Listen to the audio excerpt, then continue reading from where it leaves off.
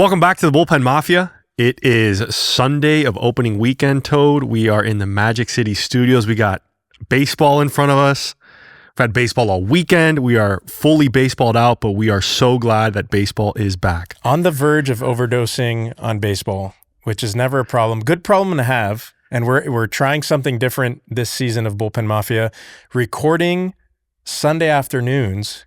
So giving us a chance to discuss, digest the whole week prior and also the big weekend series. Right. And this being the first episode during the regular season, a nice recap of opening weekend across the league, because as we're recording, we're watching all the games. They're around 6th, 7th inning across the league right now. There's only going to be one game after. Magic City Stu got MLB TV locked and loaded for. Dude, this is honestly, a setup. If we had a bar tap or something, it's really elite. This is maybe the best man cave in Miami. Yeah, and you know, perhaps an opportunity for a couple watch-alongs with some of our our followers. That's the next step. That's the next evolution of the Bullpen Mafia, is a Mafia cast. We've talked about the idea before, so maybe Sunday afternoon Marlins Mafia cast matinee. Wow, okay. brunch at Magic City Stew. Paul's giving us a thumbs up. He's down for it. But Paul's a mean chef. Paul could probably whip some stuff up. We know his coffee's good. But big weekend across the league. Obviously, opening days. Yes, for plural. Tony Vitello and the San Francisco Giants. Giants-Yankees opened last Wednesday. Half of the league, or majority of the league, opened Thursday. Everyone played Friday and Saturday, and it's Sunday now. The Miami Marlins, as of right now, they're going for the sweep over Colorado. They're wearing their 90s throwbacks teals, which we're going to get into a little bit later. Maybe do a little power rankings to tease it up. All-time Marlins uniforms. But Javi, I want to pick your brain a little bit. Opening day for the Marlins. Sandy, Cy Young winner, struggled last season, 2025. This year, he took the ball again for what I believe is a franchise record 6th opening day start for the Marlins. And he looked a lot like his old self. Tell us what you saw. Well, first of all, I was really encouraged by what I saw just from, again, 6th opening day for Sandy. Probably one that was more anticipated than most, in the sense that we wanted to see what version of Sandy we actually got, right? And to your point, it looked a lot like the 2021, 2022 Sandy Alcantara that we were used to seeing, the Cy Young version that led the Marlins to, you know, a season to remember, obviously, with being the franchise's first Cy Young winner.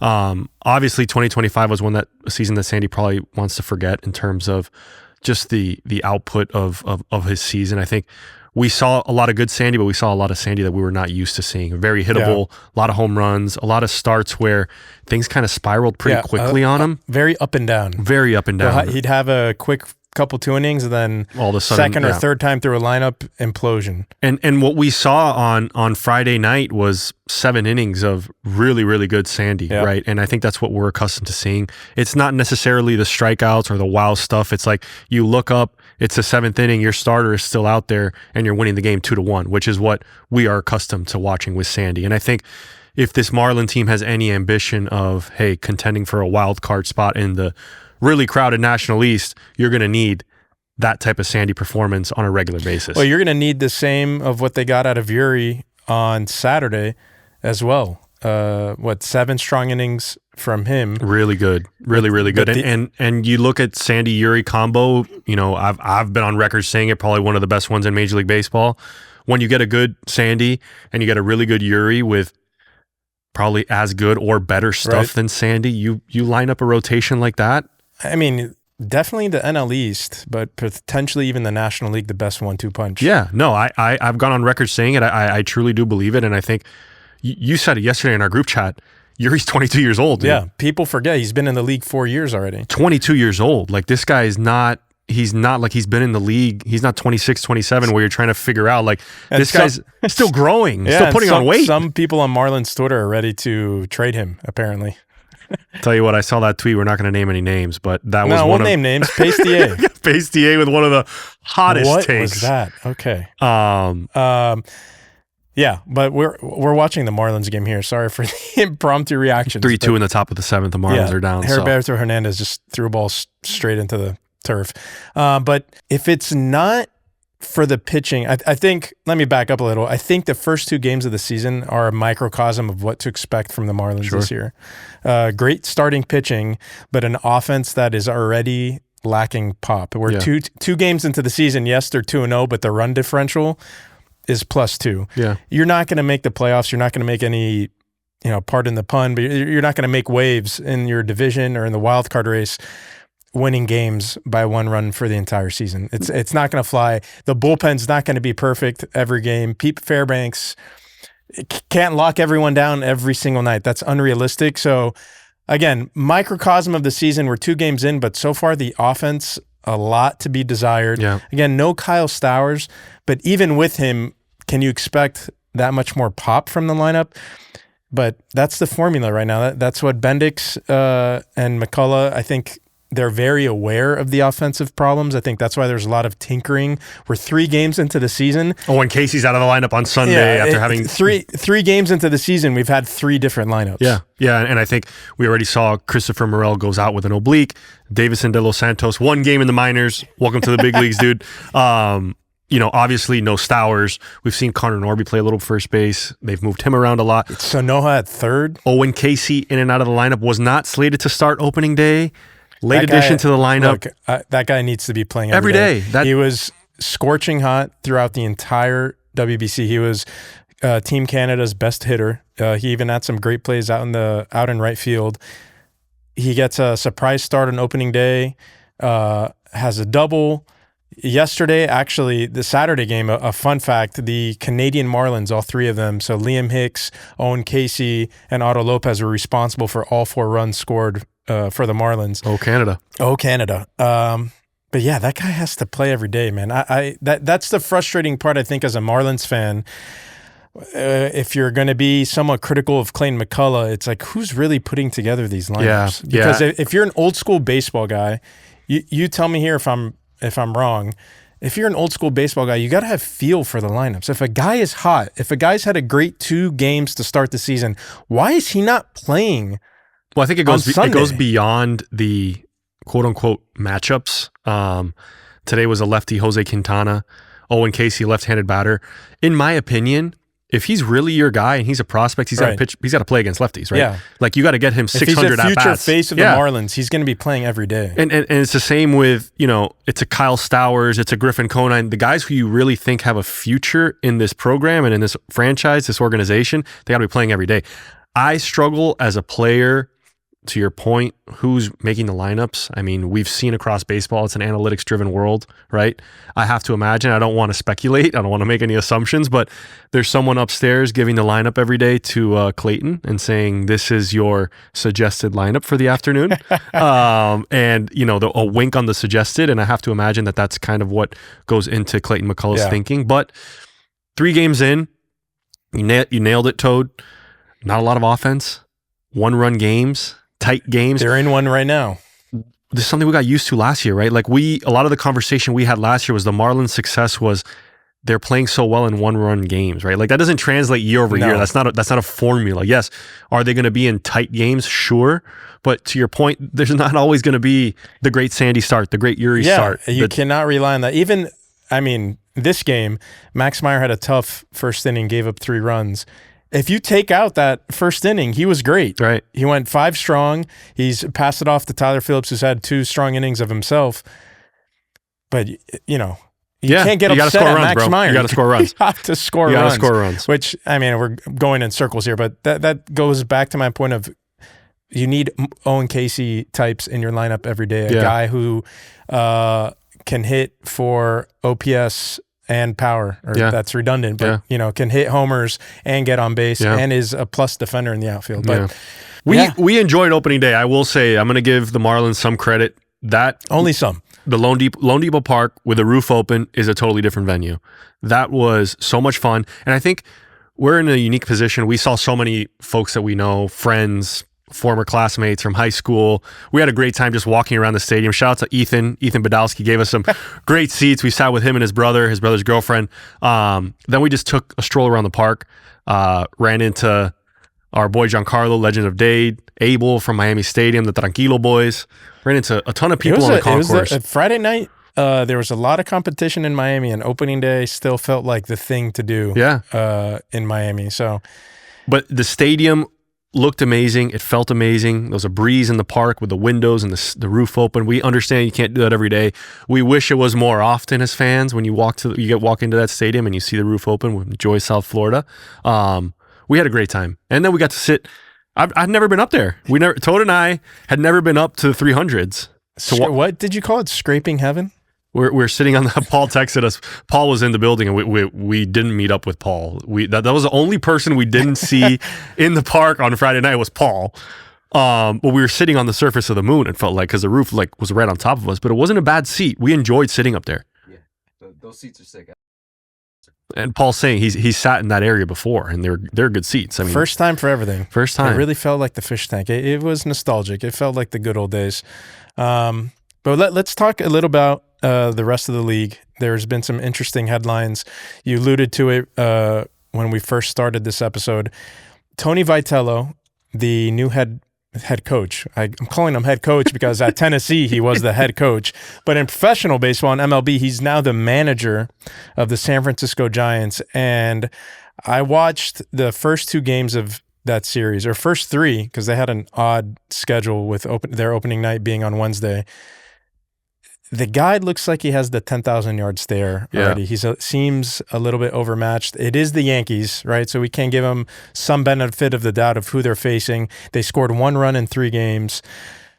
Javi, you played college baseball at the highest level under one of the most iconic coaches in the history of the sport, a national champion. Your pitching coach back then is now the head coach at UM. In your eyes, playing at both levels in the minors and college, is Tony Vitello in for? Is he going to go 0-162, or is there an opportunity for him to win a game? And initially, why isn't it necessarily translating right away? I don't know Tony Vitello, but 0-162 would be a tremendous thing. But I think so. Just to juxtapose college and professional baseball, there's 162 of these games at the professional level, right? Those guys in that locker room, they lost opening day 7-0 to a very good Yankees team. You obviously want to win on opening day. There's a ton of fanfare.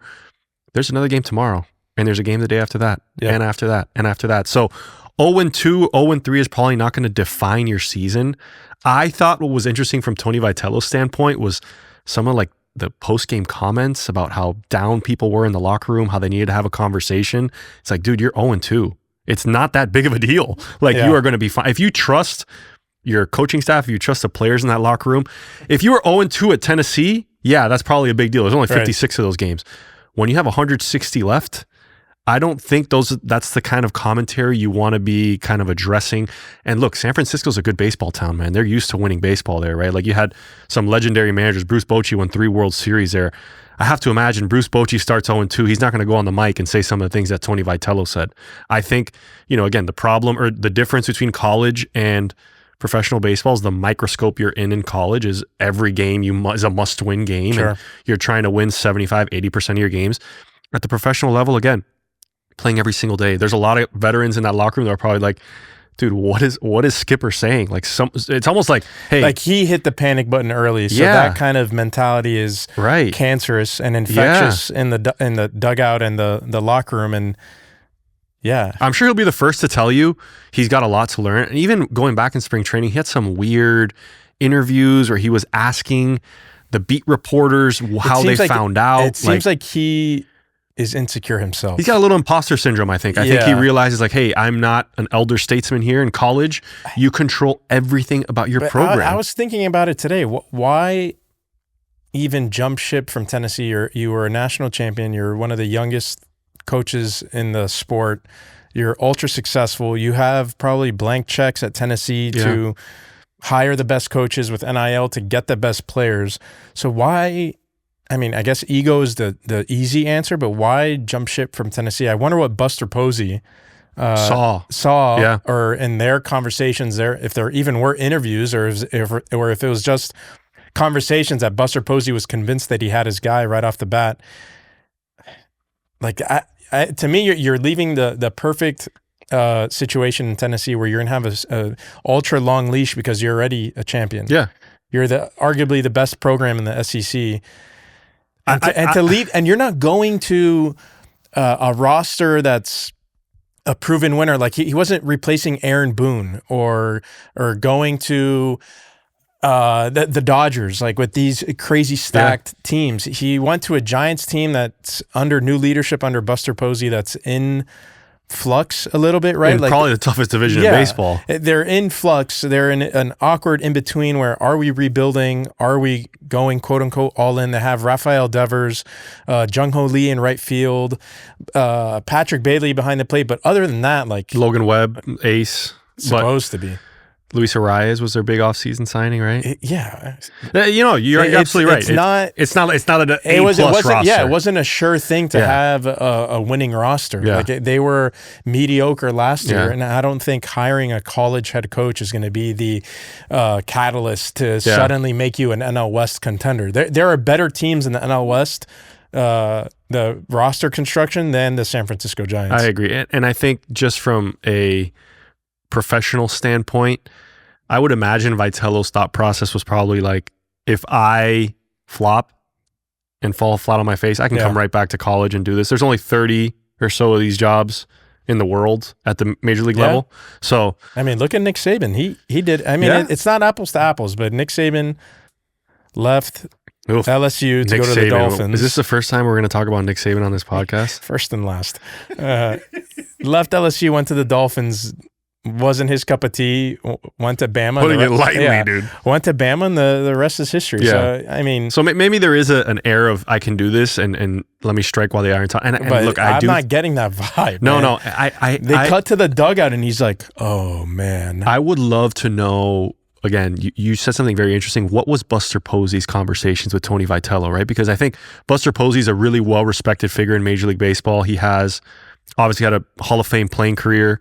He has transitioned to the front office. He was very vocal about getting quote unquote baseball people back in the front office in San Francisco, where they had gone kind of the total opposite direction. They went full analytics. They had Gabe Kapler as their manager. They had kind of lost their way, so to say.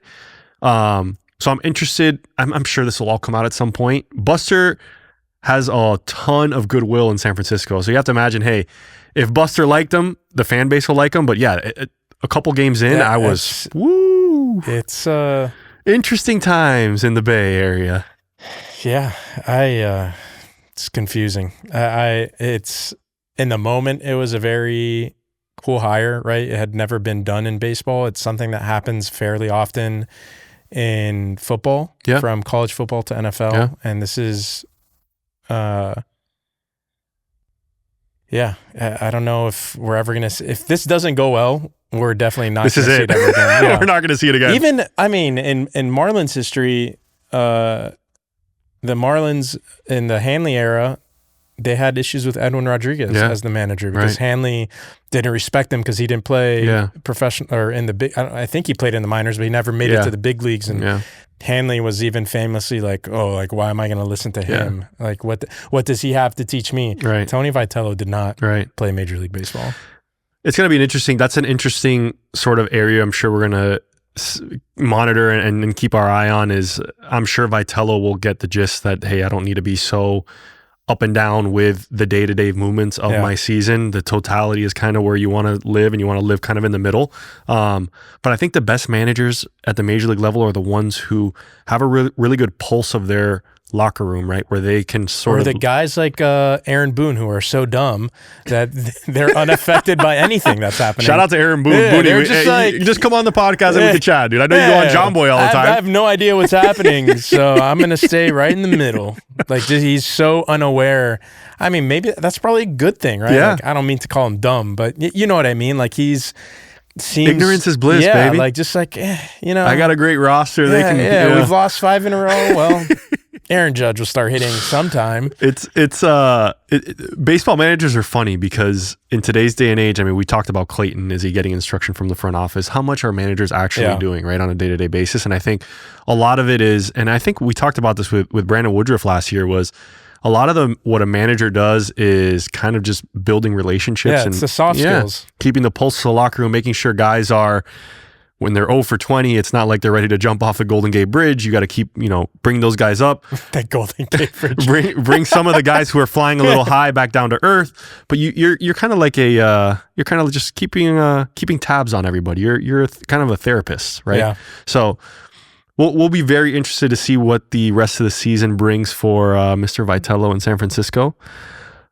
What I'm very interested in, Toad, and I have found this to be the story of the season thus far. Yep, ABS. The tapping of the helmets and hats this weekend have been electric for the sport. They have... It's like WWE, dude. It's a showstopper. It is unbelievable. The crowd pops that have come from overturned calls has been fantastic. Some umpires have been probably embarrassed. Famously, the CB Buckner in Cincinnati, Red Sox, Reds. Back-to-back pitches, dude. Eugenio Suarez challenged 3 straight pitches and won all of them. And each one getting a louder crowd pop than the last.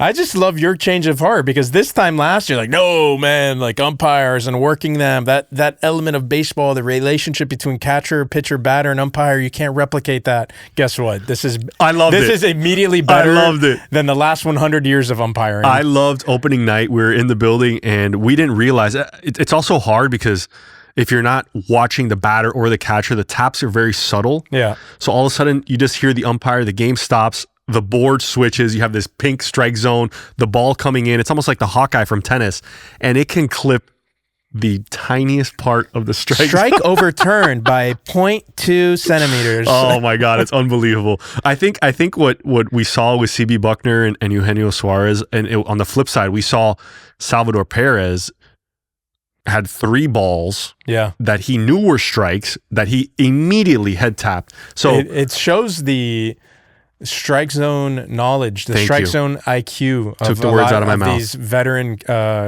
catchers and even some veteran batters. And Gino Suarez has been around a long time. These guys know to a T what that strike zone looks like. He's swung and missed at a lot of breaking away sliders and curveballs that when it clips, he knows. He's like, I'm not falling for that anymore. So, man, I actually think the new pimped home runs are the helmet tap. I'm going to clip off all my gear. I know walking to I'm first gonna start base. walking. I know it's going to be overturned to a ball. Like we saw it with Randy Rosarena. Randy Rosarena was already standing on first base. The new swag is unclip all your gear before the T-Mobile strike zone overturns it. So are we going to you made a great point, which is strike zone recognition, right? You're seeing veteran players, not even veteran players, guys who this is my job, dude. This is my living. This is my livelihood to know this strike zone in and out, right? So if I'm a pitcher, I have a guy like Salvador Perez. Salvador Perez has been maligned for much of his career for not being a great defensive catcher. He's obviously a tremendous hitter. Mm-hmm. If you have a guy like that, where I know immediately I don't have to tap my head because that guy back there is going to do it for me. Like, that is unreal. If I'm a starting pitcher, Salvador Perez knows the strike zone inside and out. He taps his head as soon as he catches that ball. And he knows he's throwing, like, to your point, the new pimping is catchers calling it, the head tap, and batters walking to first base when they know that they've been walked. Yeah. It's such a cool thing. And I think MLB, we're in a big group chat down here with a bunch of folks, and everyone was so amused by it, and not just amused, like everyone is for it. Like, we're finally getting umpires, I don't want to say being held accountable. They have a really tough job, and these are inches on the borders. Yeah, it's not very easy, but when guys like CB Buckner, who've been doing it for nearly 30 years or maybe more, it's just proving how bad they were before ABS. Yeah. It's just like, why weren't we doing this sooner? Right. And we had the technology. Point, and I think the next step of this is ABS calling every pitch. Yeah. I think that's eventual evolution of this. I think the umpires are unionized, so I'm sure they'll have a say in that, because at that point, what's the point of having a guy behind home plate? Yeah. But it's been Rob Manfred has had a very you can call it tumultuous reign as commissioner, as with every commissioner in pro leagues in the U.S.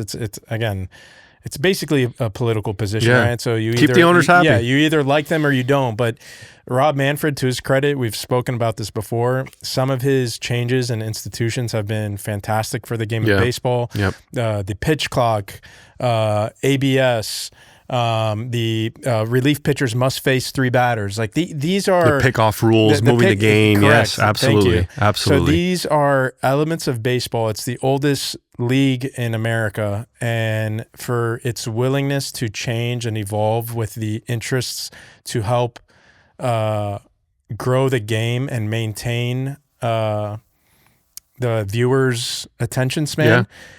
Has been fantastic, and the trial and error, man. It's but the thing is, they're working. And a lot of people were hesitant at first, and all of his changes have been a sweeping success. And to me, it's baseball's willingness to experiment with some of these things, which I think, I mean, this isn't the podcast to talk about it, but like I think that's like the NBA's problem. Like their solution is, an in-season tournament, nobody cares.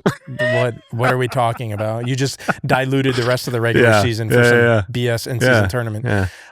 So credit to Rob. Baseball's in a great spot, man. And we haven't even talked about our World Baseball Classic, right? More people watched the World Baseball Classic and the World Series last year than they did the NBA Finals. So there is something brewing in the U.S. With baseball. Something is happening. I mean, I think it's a net positive for baseball and Major League Baseball that the NBA is struggling right now to maintain interest and just keeping eyeballs on their sport. And I think some people are flocking to baseball. And with these rule changes, they're saying, hey, I forgot how great exciting this is. Right. And I think too, what you get from Major League Baseball and where it's currently at is the players are really good. The players play every day.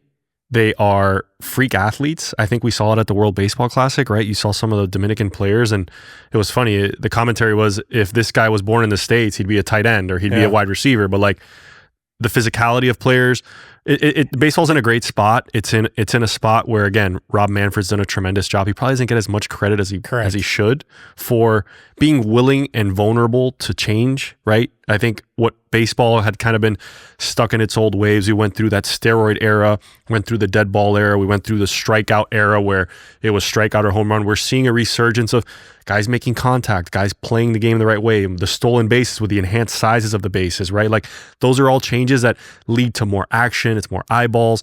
The game moves quicker. I'm all for everything that Rob Manfred has done. Baseball's in a fantastic spot. I'm really excited for this 2026 season. There's just so many storylines, right? We could be here all day, dude. It's amazing. It's amazing. It is. It's having a moment. It's having a moment. Baseball is back. We've been saying it for 3 years. Yeah, okay? Dude. We even put beating a dead horse, bro. We put "Grow the Game" on the back of a shirt. Yeah, and we were ahead of MLB's campaign. Shout out to Tato Tyler, but we were talking about this season, like welcome home, like well, I don't know if we said it on the podcast, but like every Major League Stadium has its own unique features, right? So we thought it's like walking into somebody's house. And it was funny, we talked to Tato and Tato's like, dude, are you kidding me? And we're like, what? And he's like, that's our slogan for the year. Catchphrase. So we got a pretty good pulse on Major League Baseball down here, Toad. Yeah. College baseball's in full swing. Oh, college baseball. Just briefly, we want to give a heartfelt maybe like a thoughts and prayers. I don't know what to say, but Florida State star player Miles Bailey, dislocated ankle, completely wrecked, sliding into second base this weekend against Duke. It was crazy. Toad and I were on the phone talking about something unrelated, and he was watching live. I had just turned that game off to watch the Canes. It was an awful scene. Just awful. You really feel sorry for him. He arguably, probably would have Golden Spikes in contention. Definitely in contention for Golden Spikes, and if not, just one of the most exciting players at the collegiate level. He like every home run is Schwarber. Like there's no cheapies off of Miles Bailey's bat. It's either it's like watching prime Giancarlo Stanton. Like whenever he made contact, it was like dangerous for people. It's really sad because both Javi and I are big fans of Link Jarrett. We agree. It's not a matter of if Florida State's going to win their first natty. It's a matter of when. Yep. They've built a machine up there in Tallahassee, just continuing on the legacy from Mike Martin. And for that team to sustain that injury, their star first baseman in a really gruesome way, it was tough to watch. And I think, you as an athlete can just feel for him. It was awful. Terrible. It was terrible to watch. You obviously don't ever wish that on anybody. It was a weird injury. He like slid late on top of second base. I couldn't even watch it. It was a bad pickoff throw. Got into the corner, and I don't think Miles was running hard into second. Didn't anticipate there being a throw, but I guess Duke backed it up well. They made a throw to second base to get Miles out, and I think once he realized he needed to slide, he was like basically on top of second base. It was late slide. His foot got caught up. I've seen that injury before happen on a baseball field, and it's just really unfortunate. The problem is the base is dug in, right? So like there's no give. There's no give. The only thing that gives, unfortunately, is the player's leg. So we're thinking about Miles. Hopefully he has a speedy recovery, and whether we see him again in a Florida State uniform or in a professional uniform here soon, I'm sure he's gonna have a long career. College is in full swing, man. How are they? We gotta put our boy G. We give G a lot of credit. GM at Hurricanes baseball, man. I know I texted him this week because we saw a unboxing. GM owes me a hat, right? Yeah, man. We saw an unboxing with the pencil guy, and I'm gonna speak directly into the camera. I was like, "Gee," I sent him the video. I'm like, "Dude, pencil guy is getting unboxings. Like, Bullpen Mafia's got to do some unboxing." Not just an unboxing. FSU gave Pencil Talk a full wardrobe. They treated him like he was John Gruden. Yeah, like he got a full John Gruden. So this is a message to GM, message to any other GMs across the country. If you guys want us to do an unboxing, we'll be happy to do it. Yeah. So before we wrap up this opening weekend episode, maybe let's give some season predictions. I like that. We had a video do pretty well on social media. I gave 3 overly optimistic Marlins takes, but let's give some way too early predictions. What do you want to? I'll start. I'm going to go with my 2026 World Series champ. Okay. Is not going to be the Los Angeles Dodgers. All right. I'm actually going to go with the Toronto Blue Jays. Wow. Because I think last year, the Toronto Blue Jays obviously got to Game 7. It was a tremendous... Last year's World Series was unbelievable for baseball fans. We got so close to having the Dodgers dethroned, and they just ended up winning again. But I think this is the year for the Toronto Blue Jays. They're obviously going to be in a loaded AL East. The Yankees appear to be good again. The Orioles might be good again. My bold take, maybe it's not that bold, but I think the Yankees are getting number 28. Wow. I think the AL East is overpowered. It's going to come down to the end of the season who's going to win the division. Don't sleep on the Orioles. They made a lot of big moves in the offseason. So I think there's going to be 3 playoff teams coming out of the AL East. So you're saying New York, Toronto, Baltimore. Wow. So 2 wildcard teams from the AL East. I think the Yankees are going to get Garrett Cole back here relatively soon. And I know with our experience with Sandy, like it's hard for a star pitcher to come back after an injury, but I think they've made improvements to their starting rotation depth. Yep. You said at opening day, Max Fried was nasty. Like, dude, this is unbelievable. It just like sometimes like baseball's interesting because there's so many players, right? And there's you can't see everything, and you can't see everything, so you kind of forget how good guys are. Like when Max Fried was on the Braves, he'd pitch against the Marlins, 5 times a season, whatever it is, and he was awesome. I don't watch a ton of Max Fried and Yankees starts. Turn on opening day. Oh my God. Who the hell is this guy? It's like, man, was this guy always this good? Yeah. And he was awesome last year. They put up his stats from last year. It's overwhelming. So, I'm also sympathetic to Giancarlo Stanton. I'll always be a Giancarlo Stanton fan. I really want him to be a champion, a World Series champ. He's inching up on 500 homers. I'm going off on a tangent here, but I think regardless if he gets the 500, Giancarlo Stanton is a Hall of Famer. And as soon as he retires, the Marlins should call him and honor him. Statue? No. No. Ring of Honor. Ring of Honor. They don't even have a Ring of Honor. The Hall of Fame. What is it? It was called the Hall Legends. of Fame? The Marlins level? Legends. What is? We probably have it here. Yeah, Marlins Legends. Yeah. Jack. I'm gonna roll with the Yankees. So okay, Blue Jays. I like AL East. Yeah. Any MVP like breakout stars? I mean, MVP it's kind of stale because we talk about the same guys. It's Judge, it's Ohtani, it's last year we probably should have seen a Cal Raleigh. Cal Raleigh is off to a horrific start, stemming from the WBC. Not seeing the ball well right now, that's for sure. And neither is Jacob Marcy for the Marlins. If this continues into the next 2 weeks, Marcy is going to be sent down. Let's hope not. Well, the Marlins, the depth is in the outfield. So if a guy struggles, get him off his feet, as Mark DeRosa likes to say, right? They got a lot of lefty outfielders. Yeah. But yeah, man, a pick for MVP. Both leagues put me on the spot here. You know what? Sticking with the Yankees, I'm gonna go different. I'm gonna go with a pitcher. I'm gonna say Max Fried. Wow, he's gonna be AL MVP. That is a bold take. Yeah, I like that.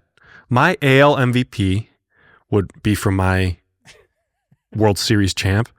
I thought he got off to a great start at the World Baseball Classic. His big contract last year. I'm gonna go Vladdy. Okay. I think Vladdy's due for.